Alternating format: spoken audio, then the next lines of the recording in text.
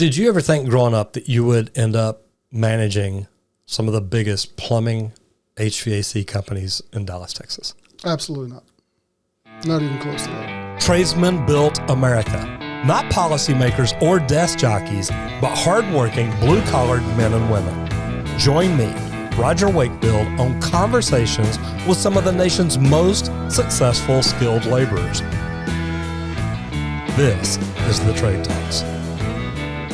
You didn't run around at Halloween dressed as a plumber, a HVAC tech, or anything like that? I think I did cowboy. I know I did like the ninja that everybody does. I did the karate man. But no plumber, no HVAC guy. Yeah, it's not one that I've seen a lot. No, sir. Although I did see the Halloween kit says you can look like Roger Wakefield or dress up like him. You know. I was considering shaving this morning and kind of like, because I already got the hair I know. I think we go to the same I barber. already got the convertible going, but I love it. I decided not to. I love it. I couldn't pull it off. So.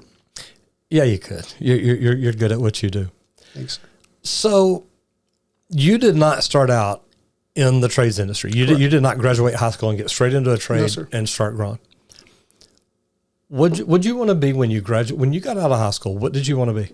I didn't know. So I kind of went through the same pondering that most people do, right? So for a hot minute, I wanted to do what my dad did, so follow medicine. You got your uncles and friends, and you see kind of what they do. I'm like, oh, that sounds cool. Oh, that's good, right? So and I use the term ended up very loosely, ended up going to hospitality school, right? Okay. So went to Switzerland for 4.5 years, got my bachelor's in hospitality. And as I was graduating, I got the opportunity to come. I had 3 choices. I could go to Italy, I could go to Egypt, or go to Dallas, right?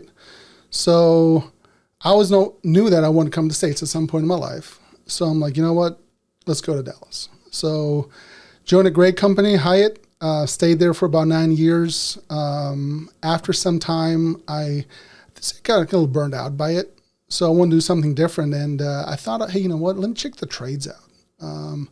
So as you know, I made the mistake, and I went into HVAC when I should have done plumbing. I'll never hear the end of that. But you're right. Not for me, I should have done plumbing. There's no doubt about it. Now that I know. Why do you think that? Why do you think there's as big a difference there is in plumbing and HVAC, and why plumbing would probably be better? Okay, don't tell my HVAC friends. No, I won't. But there's nobody. This is just me and you talking, brother. Okay, good. There's so much more opportunity in plumbing. It's just untapped. It's HVAC. I will probably come see you about every 12 to 15 years because it's time to replace your unit. Mm-hmm. I will still come out do maintenance and help you with installation and different indoor air quality products, right? Right. But plumbing's where it's at. We take flushing a toilet for granted, right? Every time we take a hot shower in the morning, it's supposed to do what it's supposed to do. It's doing what it's doing, right? What when it doesn't? Mm-hmm.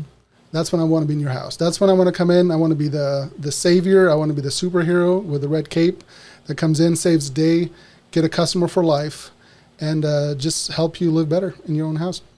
You talk about getting a customer for life, but a lot of plumbing companies say, look, plumbing's slow right now. But to me, if they're your customer for life, if you're following up, if you're following through, if you've got an email, if you've got a newsletter, if you've got recommendations, you've got a lot of different things. Even if you sell them a water heater, or you selling them flushes every year, or you selling them an anode rod change in a year, what are you doing? And it's out there, but a lot of plumbers don't do that. They're like, man, I'm just going to install a water heater. Okay. I'm going to probably upset a lot of people right now, but I'm going to say it's called the PSV, Plumbing Safety Visit. Mm-hmm.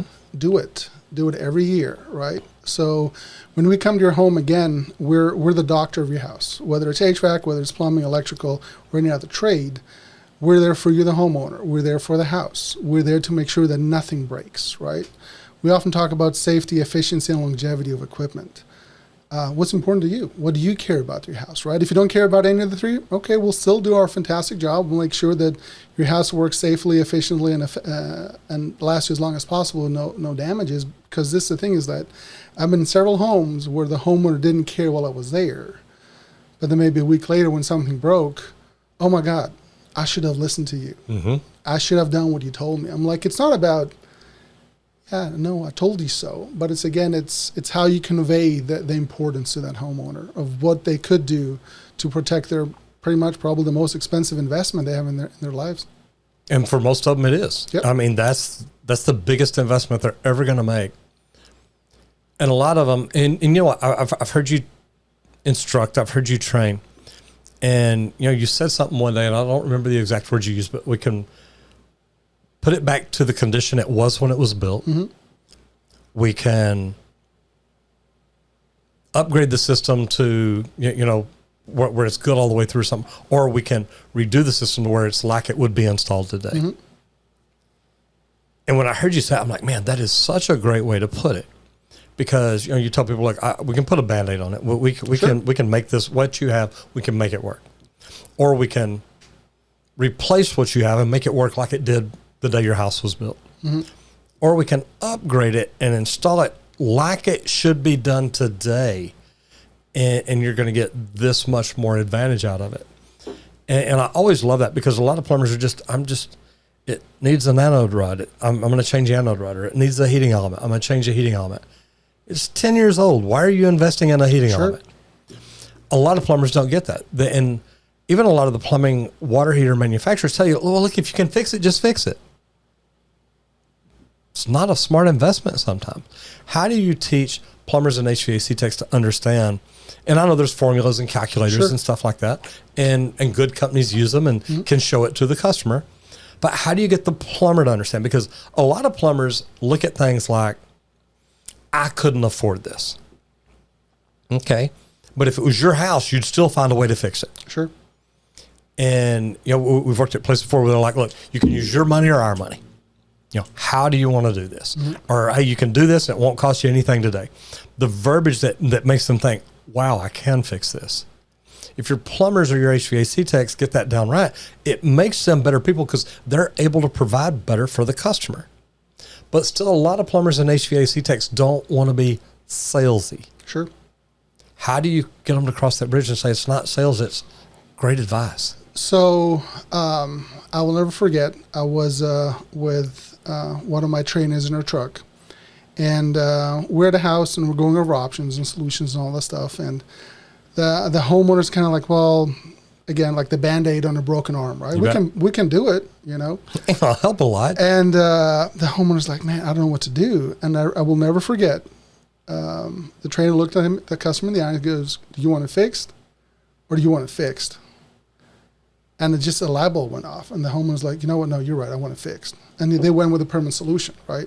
So a few things. Whenever we go to somebody's house, we don't live there. We don't budget for them, right? You bet. So if we don't do those two things, we also don't have the right to make the decision for them what they do, right? We call ourselves professionals. Our job is to go in and provide options, provide solutions, listen to the homeowner, see what's important to them, right? Because what might be important, one individual might, like longevity might not be important to somebody. Hey, I'm about to sell the house. Well, you should still do the right thing for the next homeowner. Absolutely. But still, either way, it's not your priority, right? If it's a relationship, when that conversation happens, again, my job when I'm in somebody's house is to figure out what is their key motivator. What do they want? As simple as it is, like, I'm sure you've seen The Notebook, where it's like, what do you want? Like, you want to find that out, but less dramatic. Absolutely. Like, what do you want? Yeah, you can't scream and yell at them and shake them. Say, no, you got to tell me. I have a truck that has so many parts and fun toys in it. We can do whatever you want, but if you don't tell them what you want, I'll give you some suggestions, right? So what we train our technicians, our plumbers, our electricians is find out their desire. What do they want? And then based off what your training, your experience and so forth, deliver the solution to that want.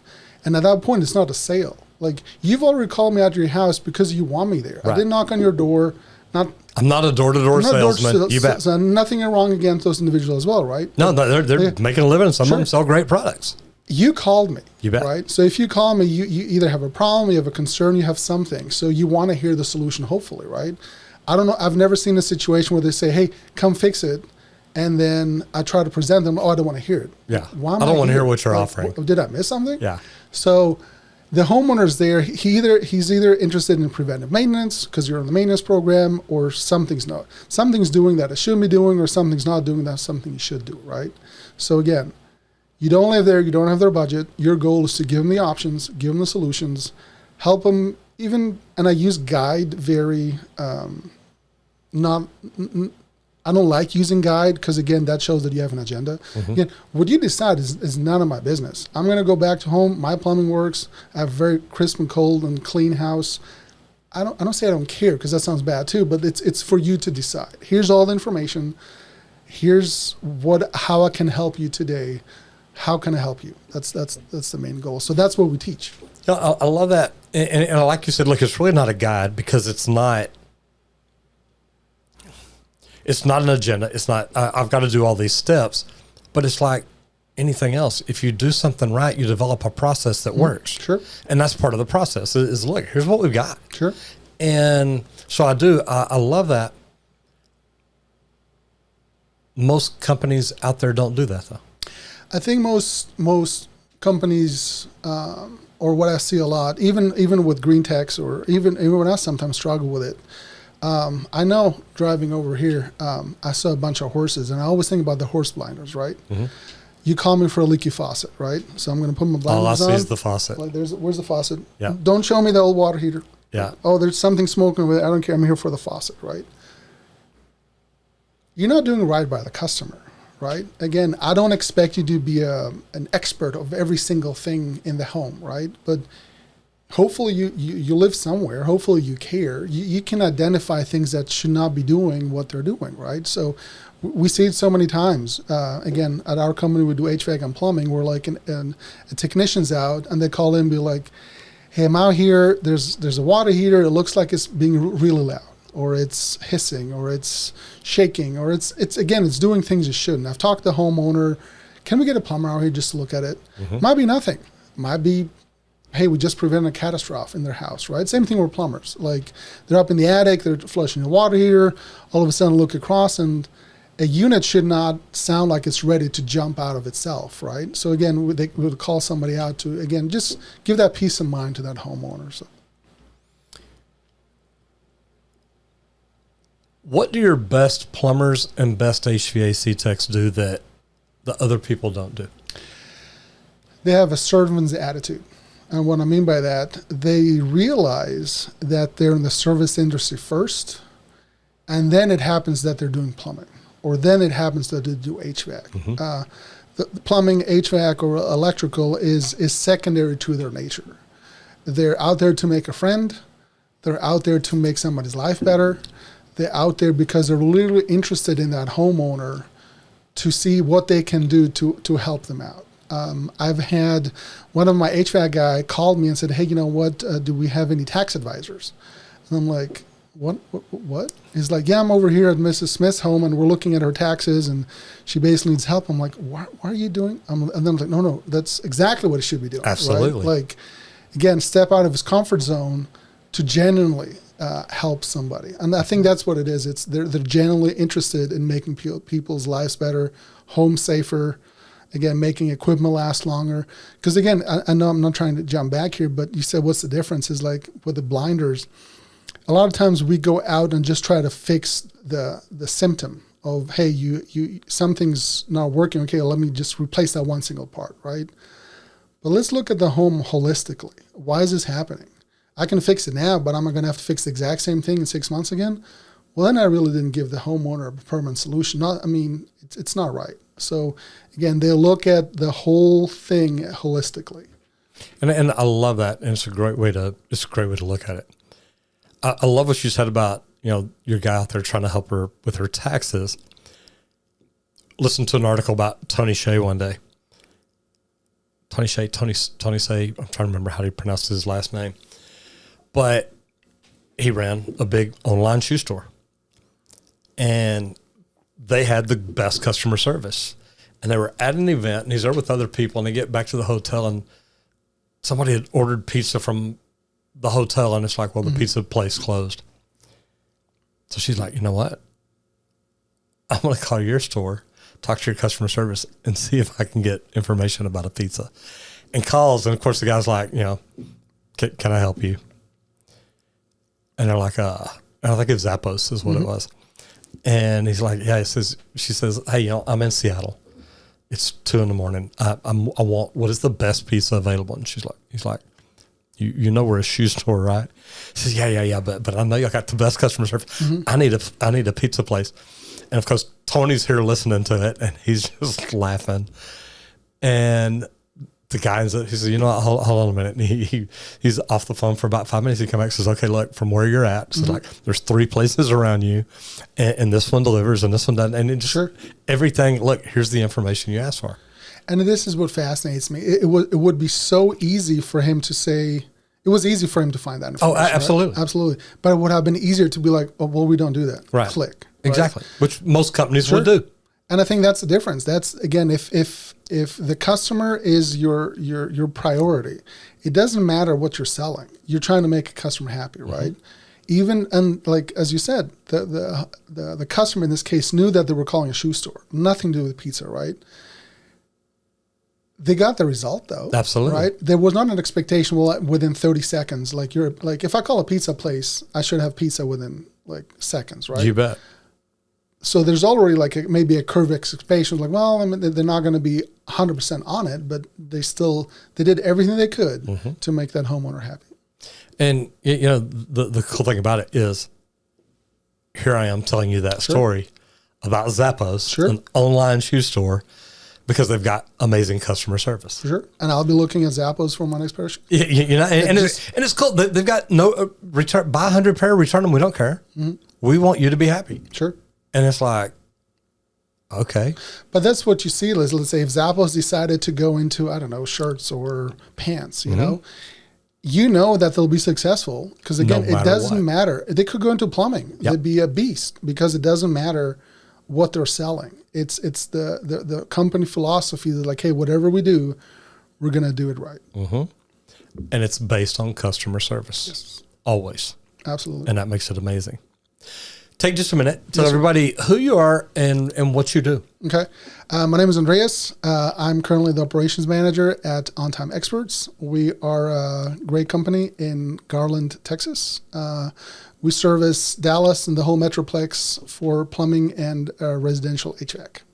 Now, you said Garland. Where's y'all's offices located? I grew up in Garland. Sure. We are off National Court. Okay. You can come and visit whenever you want. Cool. I'm assuming you're hiring people. Always. Is that every trades company always hiring people? There's an ongoing, I don't say joke, but with our recruiter, Miss Gina, she usually looks at our trucks that are available so that she can see, well, I have a truck, I got to fit it on stuff. And I said, Gina, I will always need 10 HVAC guys and always 5 plumbers. And I've kind of talked to her lately and say, hey, you know what, make it 10 plumbers and 5 HVAC guys. So even if you hired them, I will always need more people. There's so much demand and so much opportunity.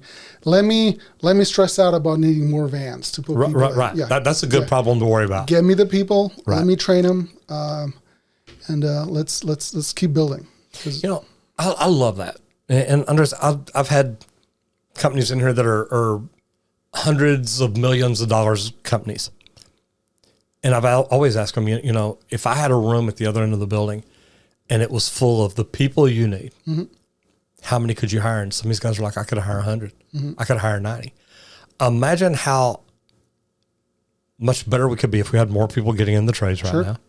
If you could hire 15 people right now, that's another $7.5 to $15 million a year for you as a company. So I'm always talking to the Texas State Board, the TDLR, you know, what can we do to get more people into the trades?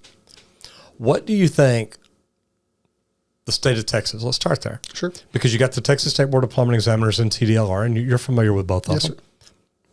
What could we do to get more people, more high school, even college graduates? 83% of college graduates don't go to do what they got trained to do. What could we do to get more people in the trades to help them see the opportunity, help them see the potential of getting into the trades? I think the old stigma of, oh, he didn't go to college, he or she, didn't go to college, is going away. They'll never amount to anything. I heard it growing up. I think we all heard it. I think that's no longer there, right? So that's a good thing. Mm-hmm. I just don't think sometimes people realize still the potential you could have if you go into the trades. Whether it's, hey, you start as a tech and retire as a tech, or start as a tech and become a general manager, like Own your own company. yeah, own your own company. I mean, there's so many different potentials, right? So I think we got to get them when they're young. Go to school, go to trade shows, put it in front of them, right? When children or young adults are impressionable, that's when you want to get them. And it also depends on us, right? Because I'll put it this way: if you are, good example today is a holiday, right? So we still work, and we're going to homes and so forth. Mm-hmm. So imagine being on your couch playing your video game or doing readings or whatever you do, right? And you have a plumber or an HVAC technician come to your house, right? What happens if that technician comes in sloppy, unshaven, smelling like alcohol, smelling like tobacco, and just hasn't probably showered or slept for weeks, right? You look at that person and you might be like, I don't want to do that. You know, I mean, it might be a common surprise, but first impressions matter, right? They do. Now, other side of the coin, you see a professional comes in, clean cut, nice crisp uniform, has a smile, you know, like even like you know you're not there for he you know he's not here for you, but you're there. He's here. He or she's here for the leaky faucet and all that stuff, right? But all of a sudden he's talking to you and be like, "Hey, like Spike Sport or whatever, like what's going on? Like how come you're home today, right?" Mm-hmm. Like again, you making an impression, either a negative or a positive one, right? So maybe after you left, you're like that kid might be like, you know what, I want to become a plumber, or at least I want to learn more about it. There's not that stigma of like, on being like, one of my biggest pet peeves is when technicians are untucked, right? As silly as it sounds, it's like, if you don't look professional, how are you going to ask for that professional investment from that homeowner, right? So you gotta practice what you preach, basically. Yeah, and I love that. I used to teach in the union, and on the way home, so when I'd go to the grocery store, so it'd be 9, 10 o'clock at night. And I'd go through the grocery store and I'd walk up and down the aisles. And when I saw the Night Stalkers down there, I'd always turn down that aisle. I mean, it didn't matter what it was. Sure. And I'd go real slow, and I'm always watching them. You know, how busy are they? Are they very detail oriented? Are they looking at what they do? And I'd go down the aisle. And then when I get down to them, I say, you know, are you going to do this forever? And they'd always start laughing. It's like, oh, God, no. It's like, well, what are you going to be when you grow up? They're like, I have no idea. I'm thinking about going to college. I'm thinking about doing this. I'm thinking about doing that. And I say, what if I could tell you about a job where you could make at least $100,000 a year in about 5 years, and your future potential's unlimited? Mm-hmm.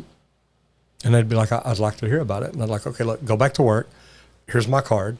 And like I said, I have my company, or I was managing a company, or whatever it was at the time. But I was always recruiting. Sure.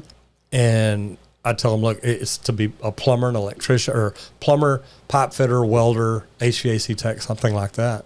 And I was like, wow, I never thought about that. It's like, well, man, look, potential's great. Sure. What do your top earners make in plumbing and HVAC? And it's ballpark. Ballpark. Yeah. I know my top performer in HVAC did about $450 last year. Just $450,000. Yeah. We were going to be very clear about that. $450,000. Uh-huh. And my top plumber was pretty much right behind him. So, I'm assuming neither one of them went to college. One of them, I would say they didn't. I know one of them used to be a nurse. Okay. Got some college. So there's some formal training there. I know he would also do he was also a financial advisor. So if I'm not mistaken, when he first came to me, he used to be a financial advisor. And he basically, one of the things that I'm still mesmerized about him is that he was so eager to learn. He, I know if you're seeing this, I'm not trying to age you here, but he was not the youngest kid when he started, right? You bet. But so there's some experience, there's some path, and there's some past and so forth, but so eager to learn. And always like, tell me why. Tell me more. Explain it to me. Show me again. Let me understand, right? And the why is a very interesting form of a question, because again, it can be aggressive. Like, why? Well, why should I do that, right? Or it can be like the key to unlock the answer of like, help me understand why you're telling what you're telling me, because when I understand, I can not only do it, but I can perfect it. And he's great at it. And the plumber, the same thing. $450,000 a year. Yes, sir. How many college graduates that just go to school, graduate college, and get out and get a job? How many of those do you think make $450,000 a year? I think, again, I don't have the numbers, but I think going out of college, probably most of them want to make that. But I don't know a lot of them that do that. Do you think the majority of them eventually get there out of college? Majority. I'd hope so. I mean, but like the eventually. I mean, it depends what eventually means, right? I don't think the majority. Okay, I'll tell you a little insight. Okay. I consider myself a college graduate, right? I graduated in Switzerland with a bachelor's. You bet. My first job when I came to the States in 2005, I was making $8.25 an hour because I was an intern. So in my case, I had a lot to do to get to that 450, which I haven't got even close to it yet, right? But I see your point. The hotel industry. Yes, sir. How many people, let's just say in the Hyatt organization, make over $450,000 a year? I would say not a lot. No, okay. I'd say, I mean, again, it's not about the money, but I think I would have stayed there if there was that potential. Right? But everybody always asks, Sure. what is the potential? Sure. And the potential is, look, you can be a multimillionaire. These guys will be. Yes, sir. If they're managing the financial advisor for sure. Do you think he made that kind of money as a financial advisor or a nurse? No, he sure didn't. No, I knew the answer, but just looking at it that way, because I try to tell people, look, the trades are the potential to make whatever you want to make. Sure. And I love the way you said, look, Roger, he just kept asking why. He wanted to learn. He was a sponge. When I first got my license, I became not a sponge. I became a tool. I'm a plumber. Put me in the truck. Let me go do my job. Let me make my money. Let me come home. I'm a plumber. Don't bother me. I don't need to learn anything. I know everything. I'm a plumber. Then when I joined the union, I got my med gas license. I'm like, wow, the more money or the more I learn, the more I can earn. And then I got my master's license and then went back and got my med gas again, because you got to have it for your master med gas. But then I got all my endorsements, and then it became, man, I can walk in these offices and talk about anything plumbing. And then I started learning leadership, management, communication, and personality styles. It's not always just about learning how to put these two wires together. Oh, for sure. What is it that most technicians learn that helps separate them from the others? I think the sooner you realize it doesn't matter, rephrase that. The sooner you realize that knowing which wire to cut is not as important as having the conversation with that homeowner, I'm about to go cut some wires. Unless you're in the bomb disposal unit. Sure. Then you need to, knowing exactly which wire to cut is the most important thing in the world. And again, like even this thing is like, you can have the best salesperson because again, it's all sales at the end of the day. You bet. If they don't know what wire to cut, I mean, again, you still have to deliver your promises. Absolutely. Right? What I see too many times, technicians are so technically inclined that they walk into a home, they basically could take the home down to the studs, rebuild it, and that homeowner would never have an issue for the rest of their lives. And they can do that before lunch. Oh, for sure. It works. But the problem is they can't communicate that. So the homeowner just looks at them, glazed eyes, right? Doesn't understand. And they'll just say, yeah, no, I'm going to have to get a second opinion or something, right? So I think the main difference is that what I say often especially when I hire new technicians and plumbers, I say your paycheck is going to rely on 80% on your communication skills and 20% on your technical skills. And I think that the more people that realize that and they follow that rule, the more successful they are in our industry. And I love that, because most plumbers, especially good ones, they walk in, they think, look, man, I'm a great plumber. I think I was a phenomenal plumber because I knew all about it. Sure. But my communication skills were horrible. If I remember when I first started out, people were like, well, why is it so expensive? Like, I don't know. That's what it costs to do plumbing. Man, that's not the right answer. They're like, okay, bye. But when you learn about the value that you provide, because there's a big difference between putting a Band-Aid on something and replacing it the right way. Correct. Some people know how to explain that. Some people don't. Well, I don't know. If I fix that pipe, may work another 20 years. I have no idea. Well, chances are it's already got holes in it. Just because you fix that hole doesn't mean there's not going to be another one, or that there isn't already another one there.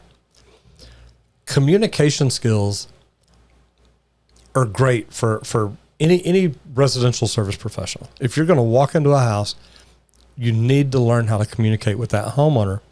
And what I like about PCM, learn to communicate in their language. Yep. You'll listen to the way they talk to you, mimic their communication style, mimic their body language. There's a lot of different things that you can do. What specific training do you have for your guys, or is it something you teach? Is it something y'all teach in-house, or is there something they can learn outside? So we do a little bit of everything, right? Because again, everybody learns differently. So we have our formal training. It's called 12 Keys. It's going to be the 12 keys to how you run a successful call, right? Whether it's plumbing, HVAC, or electrical, it can be applied everywhere. But again, what we're trying to do is we're trying to deprogram and reprogram, right? Yes, we're trying to build a cult, but that's okay. Well, no, but it's smart because the deprogramming needs to be done because me as a plumber, I just want to walk in and fix the problem. Correct. Let me do it. That's what I do best. So what our goal is to do this is we want to show and preach and execute that we are service industry first. And it just happens that we do plumbing. It just happens that we do HVAC. Maybe down the road, it might just happen to do electrical, right? It doesn't matter. Kind of back to like the Zappos story that you said is like, it doesn't matter what they do. They will always be successful. Like, again, if Zappos decides to open a plumbing business, we're all in trouble. We're in trouble. You bet. Because they're going to crush it. You bet. They're going to crush it. Absolutely. You could say, well, but they have no plumbers. Zappos, call me and Andres. We can't make this work. Yes, please, let's do that. Yes. But again, that's what we're trying to teach. We're trying to teach the culture, and then your plumbing skills, your HVAC skills are the secondary tool, right? So we do technical training as well, of course, because again, you cannot be all talk and then not execute, right?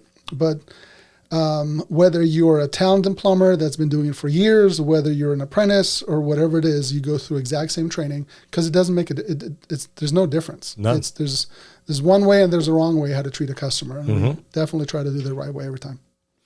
And I love it. And you know, I love that you talked about servant. I love the book Servant Leadership. Yep. And you know, it's neat to understand that, you know, as a plumber, you're there to take care of the customer. Period. And you know, some plumbers are looking at their wives like, man, I got to get ready to go. And I heard a guy talk one day, and he was talking about walking into a house, and it was a Saturday or a Sunday, whatever day it was, and the guy's like, you know, look, man, I know you got more important things to do today. She said, no. He said, you don't understand this being right here taking care of you right now. This is the most important thing I got going on today. And to get you taken care of the right way is above anything else. I'm not worried about, I don't have anything planned for this afternoon. I don't have any calls waiting on me to run to after this. There may be one, but until you're taken care of, this is priority number one. And when you can look at a customer and talk like that and be like that, it's like, no, my number one goal is to take care of you and your house. Now, when I get finished, they may have another number one goal for me. But until you're done, this is my focus. My priority. You bet. Yeah, we teach love the one you're with, right? So I wish I could say, hey, every guy just runs one call a day and we're done, right? But that's why we have many techs and plumbers, and we can move things around. But go make a friend. Go spend your time. Be thankful for where you are, what time you are, right? Speaking of the 12 keys, one key is the genuine thank you, right? Think about you go to a coffee place in the morning, right? Like your order, they might say thank you. They probably will. They might not, right? But it's a transaction. There's no relationship there, right? We're in your home. Like take the minute and acknowledge of, hey, look, It's because of that homeowners, because they chose to call you. You can put food on your table. You can go do all the fun stuff on the weekend. You can go fishing. You can get the boat. You can do whatever you want, right? Be honest. Like, again, part of our training is breaking down that uncomfortable moment of saying to the homeowner, you know what, thank you for letting me in your house. And let me tell you why I'm thankful for that, right? That's when their why comes up. Like the kids, the family, the dogs, the boat, or whatever it might be. Because, again, everybody's different or different stages of their lives, right? But we've seen it so many times when the genuine thank you happens, that anxiety or the wall comes down. The homeowner's like, oh, I'm dealing with Andreas. It happens to be the on time, but it's not, the orange shirt, right? It becomes personal. I love that because it's all relational. It's not transactional. Correct. It's relational. And if you've got the relation, people buy from people they know, love, trust, and are connected to. What kind of specialties do you think, like plumbing, HVAC, electrical companies? Because I talk about this all the time in the live stream. It's, me, if you're a plumbing company, do y'all do your own slab leaks, leak detection, leak location, all that? And to me, that's a specialty because that leads to the repair work. Mm-hmm. Do y'all do whole house water filtration systems? Yes, sir. That's another specialty. HVAC, do y'all do indoor air quality testing? Absolutely. See, you understand, look, you just by doing those three things there, how many other companies in the Dallas area do you think do all three of those well? And this is just me and you talking. Remember, nobody's listening. So I know at least another company that does it well. So, but not a lot, right? And for me, it's always been interesting because as big as we believe Dallas is, it's a very small and tight knit community, right? So we always talk with fellow company owners of what they're doing, how they're doing. We're like, if you're doing it right, you are talking to them. You're learning from each other, right? Again, at the end of the day, there's so much business out there for everyone. I don't need you to fail for me to succeed. You can't get to all 8 million customers around the Dallas Metroplex. And I think I think most companies don't realize that. They're like, no, this is my customer. I got to take him. You take me away from me. Like, no, man, there's plenty, right? So kind of tying back to how do we get more people in the industry, right? Is like, if we're all working together, we're just raising the bar for everyone. We're making it a more desirable industry for people to get in, right? So no, you're right. I mean, like even in like HVAC or plumbing, there's so many subdivisions, so many niche points where you can become an expert in. And that's what I'm saying. It's literally unlimitless. So if you had an electrical division now, would you be doing solar? Would you be doing wind turbines? Would you be doing whole house GFCIs, stuff like that? Yes. See, and I talk about this all the time, and you didn't even hesitate. You didn't even have to think about it, did you? Nope. These are the specialties. These are the future. Mm-hmm.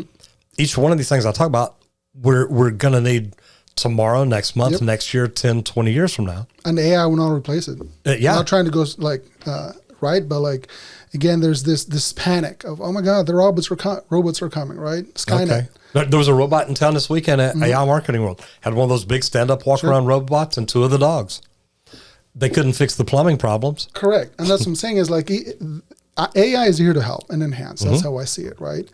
But at the end of the day, again, it's if I'm going, this is how I see it. If I go, no matter what, whether it's electrical, plumbing, or HVAC, right? If I go in somebody's house and they have an issue, they've had that issue for the last 5 minutes, or they've had it for since they lived there, right? My job is to take care of that homeowner, right? If there's a technology out there, if there's a service out there that could do that, it's my duty to present that to them. You bet. I've been in situations like, hey, look, I'm not the right guy for this, but I can find you somebody because, again, like we talk to each other. Correct. I know people that know how to do that. I know people that are specialized in that, right? And again, like you'd think like, oh my God, my job is not to give business away, but my job is to take care of that homeowner. If I'm not the right guy, my job is to find the right guy for that homeowner. And as a specialist, yes, I'm not going to say you make more, but you do because you do something other people don't do. Sure. There's a price for that. Absolutely.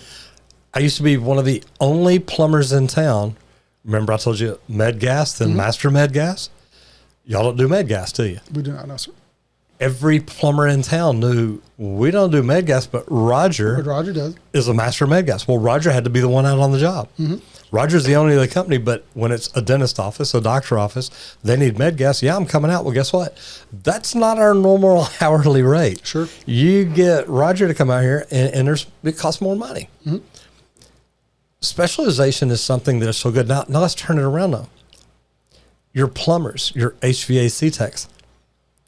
If you were getting into a trade right now, what kind of company would you want to go to work for that would train you? Leak detection, indoor air quality, solar. What kind of company are you looking for if you're wanting to get into the trades right now? I'm looking for a proven track record. Typically, I'm not looking for something that, we just started this, or let me tell you, it's going to be amazing. You're going to become a millionaire overnight. Like, I've been too long. Maybe I've seen it too many times. If it's too good to be true, it doesn't happen, right? Yeah. So I want to see something. I want to go to a company that has been established. They do have an established customer list, whether it's like a maintenance program. Because again, one of the things that we pride ourselves for is that we're a maintenance company that does demand when it comes in, right? So I need to know that if I come to your company, you're going to give me the opportunity to go to homeowners and homes, whether it's 100 degrees outside, 50 degrees, nice and 70 degrees. And then again, as you said, what are all the potentials that I can learn through you, right? Again, do you do indoor air quality? Are you considering adding electrical? How of your plumbing work? How much do you do in-house, and how much do you outsource? All things to consider.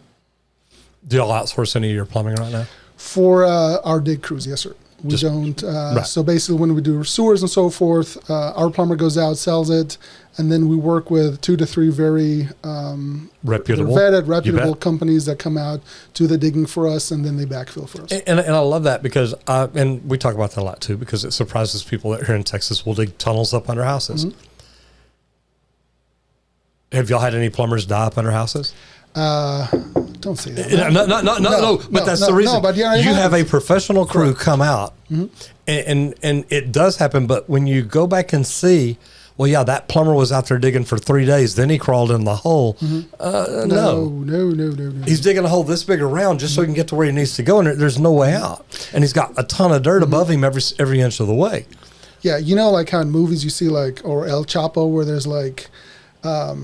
They line the walls. There's like almost like you couldn't even live down there, right? Oh yeah. I mean, that's what we're talking about. I tell people because look, I've climbed under them a lot. Have you crawled under a house yet? I have not. Okay. The holes are big enough. Me and you could crawl past each other, mm-hmm. lay side by side together, and work on something. Mm-hmm. There's lights. There's everything. They're dug that way for a reason, and that's why I said the professional companies, the companies that do it right, the ones. And it's funny because we made a video one time, and I remember going out to a house. Amber told me, she says, "Hey, the customer's out there. He wants to see you, wants to meet you and talk to you." So I got out there. He was still inside the house, so I crawled up under and looked at what we were working on, talked to my guys, crawled back out. And when I came out, he's standing there. He said, "Can I tell you why I called you?" I said, "Absolutely." He said, "You made a video saying I'm not the cheapest plumber in town." I said, "Yes, sir, I did." He said, Roger, he said, I found that video because I wanted the cheapest plumber. And I watched that video about 5 times. He said, in that video, you talk about you use the best product. You use stainless steel rods, stainless steel hangers, not galvanized. You have the best people. They're going to check everything, double check everything. They're going to use the right product. They're going to do the job the way it's supposed to be. And you use the best dig crews, use the best equipment, use the best everything. He said, Roger, I watched that video 5 times all the way through. And I realized I didn't want the cheapest plumber. I wanted the best plumber. To do the best job, you've got to be willing to do things other people aren't willing to do. Sure. Learn things other people aren't willing to learn. How do you get your plumbers to learn that thing, but also convey that information. Me, it's easy. I can make a video. Sure. How do you train your sales guys to understand, look, we do this better than anybody else. Do you understand it?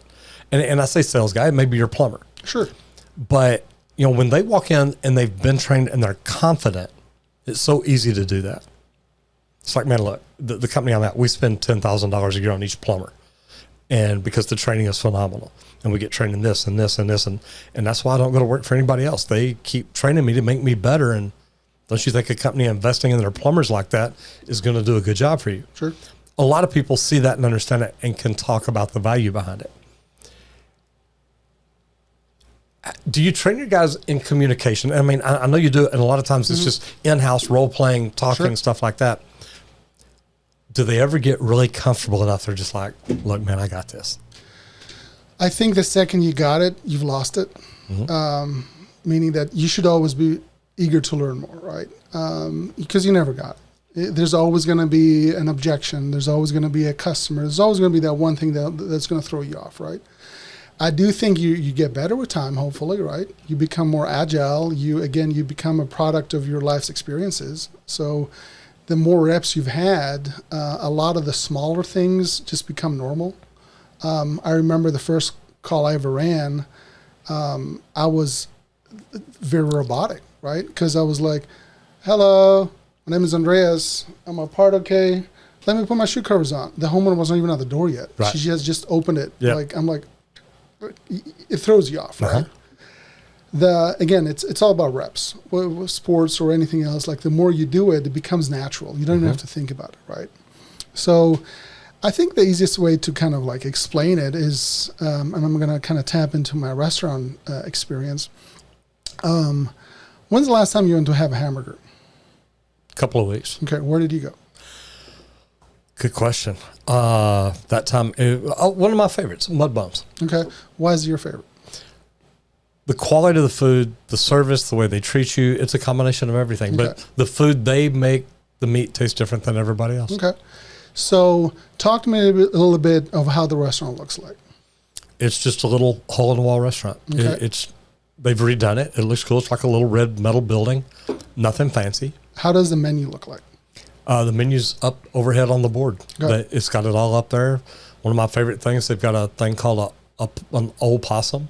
Okay. Like, it's hot. It's meant to be hot. It's meant to be freaking hot. Okay. If you don't like it, don't order it because it's freaking hot. There you go. And I'm like, the things you remember. So I'm not saying I've stalked you, but I follow you on social media, right? You bet. So you've been in very nice restaurants, right? I have. Where you sit down, they put the napkin in front of you. It's a leather-bound menu, right? You could have a burger there as well, right? Absolutely. How do you think the price would compare between the two? It'd be a lot more in that. A little bit more, right? You bet. Absolutely. Is it justifiable? To me, it is. Because Maybe, of the right? service, the quality. Absolutely. The service you're getting. It's probably What a would little happen different. if you went to your favorite burger joint and they would charge you the price that the fancy restaurant charged you? Most people aren't going to pay that. They won't, right? And this is not any different, right? So what I mean by that is this. When you're the homeowner and we tell you, hey, we'll be here at 10 o'clock this morning, right? Guess what? We're on time. We'll be there at 9:59. Knock on your door, clean uniform, clean shaven or beard, right? But just well kept. We show you a really nice wrapped, clean truck. We put our shoe covers on, our shirts tucked. Again, we're setting that leather-bound service experience, right? You know those aren't shoe covers. Floor savers. I know you know. So, I believe we've had this conversation Oh, for before. sure. So All the time. yes. So I love talking to that about for sure, plumbers. but again, it's you're setting the tone of how the service is going to be. Like, Absolutely. right? I cannot pretend I have white glove service and charge you for that, while I came up late, not in a uniform. Smelled like cigarettes. Smell like cigarettes, right? I think that's where the disconnect happens, right? Is like when you got to show the part, do the service, and then a lot of times people will be like, hey, they were more expensive, but I get it. And again, at the end of the day, I love that. If someone's like, oh, you're too expensive. My first question is like, what do you mean? Or compared to what, right? And they're like, well, my neighbor, because there's always a neighbor. Oh, yeah. It's always a guy. It's always somebody, right? It's like he did it for a third of the price, right? And my follow-up is like, well, great. Why is he not here? Oh, I couldn't get a hold of him. Oh, he's this, he's that. It's like, well, as you kind of said before, you pay for what you get. Mm-hmm. My job is to give you more than what you paid for. I love that. I love that a lot. And I know you know that they're floor savers. I know you're calling it shoe covers. That way everybody listening knows what they are. For sure. No, it is. I know you know, because it's all about the customer. Absolutely. A shoe saver's for me. I'm trying to protect my shoe. A floor saver, I'm trying to save your floor. Yes, sir. So the homeowner hears that and they're like, wow, that's pretty cool. See, every detail matters. And it does. And it's funny because in marketing, branding, everything we do, you know, I've got coaches for NLP, for persuasive wording, copywriting, yada, yada, yada. And it's like every little letter matters. Absolutely. Every detail matters. So take just a second again. Tell everybody who you are, where you work, what y'all do. What kind of help do you hire? Do you like green people to come in? Do you like people with experience? Do you like people to walk in that want to learn? Sure. Tell us about that too. So my name is Andreas. I currently work at On Time Experts. We are a residential HVAC and plumbing company located currently in Garland. But we serve the whole Metroplex, right? So I would say we have about a 50 to 55 radius around our shop. And when we're looking for all of the above. You give me 10 green guys, I'll hire them. Give me 10 experienced guys, I'll hire them too, right? It's interesting. And of course, sometimes on HVAC, there's a little more seasonality. So middle of summer, I might need a little more help with the experienced technicians, while during the shoulder seasons, I have a little more time to give them in training and so forth. Plumbing, again, it's not seasonal. Plumbing is always needed, right? Always. So there's definitely a belief that homegrown is the best.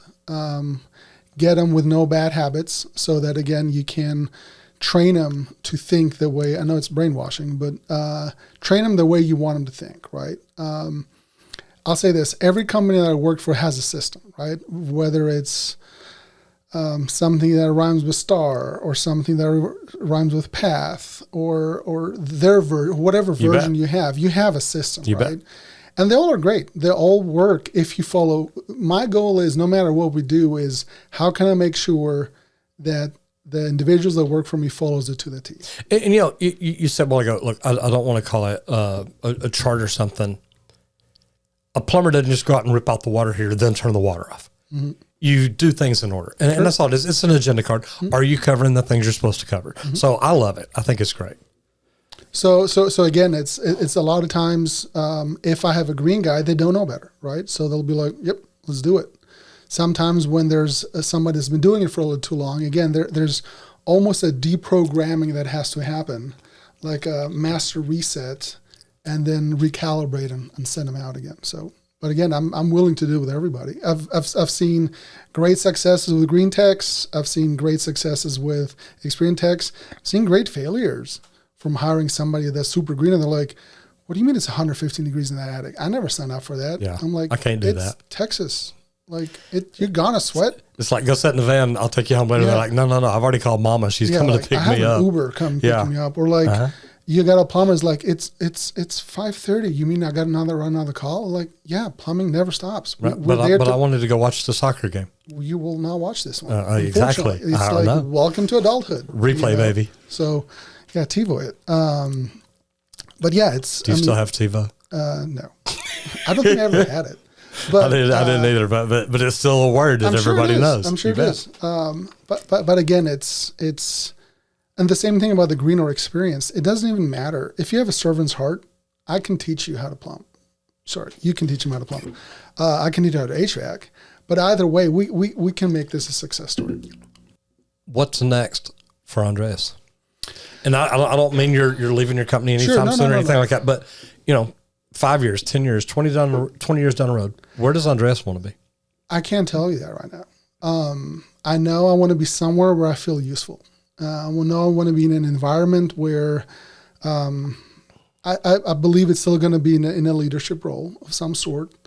I want to see more people succeed around me. I'm not trying to age myself, but I think I'm at the point where I want to build a legacy. I want to be able to look back and humbly say, hey, maybe there was some little bit of influence that I had in that person's success. As cheesy as it sounds, I want to give back. I want to see more people succeed around me. I like that. So again, will that be in HVAC plumbing? Will that be in the car industry? Will that be with Zappos, right? We're still on with them, right? Absolutely. Hopefully. Y'all give us a call. Is that with Roger Wakefield? It doesn't matter, right? It's like I want to be somewhere where I can keep feeling useful and keep just motivating and seeing people succeed around me. Tell me about the best day you've ever had in the trades. The best day that I ever had in the trades. Let me think a little bit. Okay. So in HVAC, there is a stigma of the selling tech, right? So different companies do it a little bit different. Again, I don't think there's a right or wrong. Everybody has their own method. But typically a technician should not be selling the equipment, like the big jobs, right? So you should flip it and build the value, all that good stuff. So I will never forget, there was a job where it was close to our shop, and there was a lady that called in and said, hey, I've got four quotes already. I need you guys to come out and quote me as well. I'm rebuilding my house. I have a unit in a closet that there's a staircase that goes around it. I want to basically move the unit into the attic. It was a lot, right? And everybody kind of looked at it and they're like, we're not going there. I mean, we already know we're not gonna be the cheapest, right? If we're the fifth bid, we cannot underbid anybody. No, anyway. It's just like, it's a lost cause, right? And number one, you don't ever try to underbid them, Correct. do you? Yeah. Because the job's a job. It doesn't matter what you got before Absolutely. or after, right? So I'm like, you know what? I want to run this job. So I went out, started talking to her. It was about an hour from I got there till about an hour later when we first started talking about our HVAC. What had happened was I had my phone went off while I started talking to her, and she said in my background it was Formula One, right? So we started talking about her favorite driver was Checo and how Red Bull was doing and all that stuff. So again, for an hour, I was just making a friend, right? So I spent, I think, my whole day there listening to her, what she wants, how she's going to do it. I don't want to say I was challenging her, but I was definitely like asking, and then, right? Because she said, hey, you know what, I'm going to do this with the stairs, I'm going to do that. And I'm like, interesting. Like, why do you want to do that? Like, I'm genuinely interested is like, whatever you have there looks beautiful. Why would you change that, right? I needed to understand the reason behind it. Spoiler, I got the job. It was definitely the highest score that she got. But she told me, is like, Andreas, you're the only one that cared. Yep. Like, you're the only one that actually listened to me, challenged me, again, respectfully, of like, we were able to overcome issues, never became an issue because we planned better. Yep. So I would say when a homeowner hugs you and they say, hey, you know what, man, you really took care of my home. And again, whether it was a sale of thousands or a couple $100, it doesn't matter. It fills your heart of like, you helped somebody, and it's priceless for me. Yeah, and I like the way you put that. You know, you overcame objections and problems before they ever happened. Mm-hmm. Anybody else that just pencil whipped that estimate, just threw money at it and said, yeah, we'll find a way to make it work. Or when we run into problems, we'll just charge them a lot more because we've already got the job. Mm-hmm. And it happens all the time. Sure. So I do. I love that. Tell me about the worst day you've ever had. Where to start? No, I'm just kidding. Worst day I've ever had in the trades. I think a lot of times when I have to let people go. I can think of a few incidences where it's like I failed them as a leader. I failed to show them the potential. I failed to make them understand why I'm coaching them the way I am. Why I'm on, can I cuss here? I can say ass, right? You can say ass. Yeah. Why I'm on their ass constantly like, hey, do this, do it again. And just, again, I feel like a failure because I knew how good they could be, right? And I sometimes just can't let go, right? And I know I got to work on that, but I've seen that with technicians before, plumbers, of like, man, I wish I had you in 3 years. Like, that you went out and like made your mistakes and saw that what we're building here and then get you back, right? But like, I think that's, it's heartbreaking sometimes. Other ones that are, and again, sometimes you got to do what you got to do, what's right for the business, for the homeowner, as well as the technician, right? The individual. But like, when I feel that I couldn't show them the future, like I see it but they don't, that's not a good day in my book. How many people come in an interview that you don't hire because of their attitude, because of some reason? A lot. Again, I would say I seldom look at their resume, right? And I'll be honest with you, maybe I should, but if they've already passed, because we have great recruiters, if they've already passed those, their resume's there. Their resume's there, right? You would not put a shoemaker in front of me if you don't think that shoemaker has a great talent and great potential, right? So if in a conversation, like, I'll figure out what's your plumbing experience because of the licenses and so forth, right? But like, if this is what I'll put it. Your interview is probably when you're interviewing, I believe I'm going to get 150%, right? Because you want something from me. I got the job. You don't have it, right? You're going to show up on time. You're going to show up in your best like clothes and so forth. So if you're telling me like the most important part of our future possible relationship, you're giving me 80%, what's going to happen when I've trained you? It's a Friday, you've worked a week, and I got to send you one more call. Yep. You'll tell me to, no, I'm not going to that call, basically. Yep, it's not going to be good. So why would I put myself through that, right? Because again, like, if you don't know how to plumb, Roger will teach you. If you don't know how to HVAC, Andreas can teach you. But if you don't have it in you, nobody can teach you that. It, right? I love that. Like, we can guide, we can show, but again, it's a two-way street. If you're not interested in drinking the Kool-Aid, whatever you want to call it, if you're not there to take care of the homeowner and the customer, unfortunately, we're not the right company for you. I agree. Okay, one more thing real quick. The day you graduate high school, you wake up the next Monday morning, you're headed out. You're either going to find a job, you're going to school, you're going to do something. If you could go back right now, today, this morning when little Andreas walked out of the house, what advice would you give him based on everything you know right now?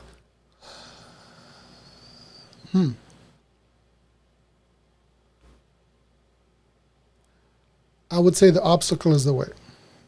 And I know there's a great book about it, but like a lot of times while we're in this situation, we're tempted to have the victim mentality, right? Like, oh, poor me, why me, everybody else, right?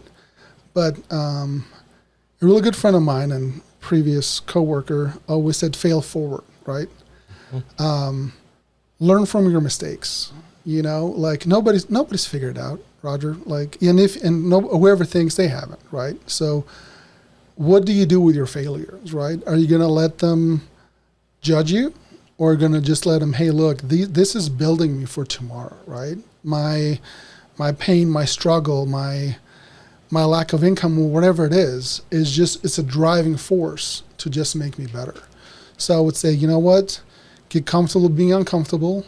And just invite those failures, because you're going to fail no matter what. But again, the more you fail, the better you can be, right? I tell a lot of times. So in my earlier career in HVAC, I was often sent to trouble calls, right? To calls where somebody else might have been there, couldn't figure it out, right? And I was a nerd. I was whatever you want to call it. I just stuck there with the manual and just figured things out, right? So a lot of times nowadays, like, people tell me, oh my God, call Andreas, like, he's great. And I'm nothing special, right? I've just messed it up more times than you've tried. You bet. Right? And like, by messing it up, being like, okay, we're not doing that again, right? And not afraid to mess it up. No, like, go break it. You know, I have a great team behind me that will support me, right? Like, there's nothing we can't fix. We've burned homes down. I mean, I don't advise it, but we've rebuilt. It's not a good way to start. It's not a good way to start your business, but like, we've burned houses down. Yeah. We flooded homes, right? And I hate saying it, we'll do it again. Like, it's just nature of our business. But I have a great team behind me that I know, hey, no matter what I mess up, as long as it was done not on purpose. And as long as it was done in the path of learning, we can fix everything. Andreas, this has been great. Thank you so much. Thanks, sir. All right. Appreciate you, man.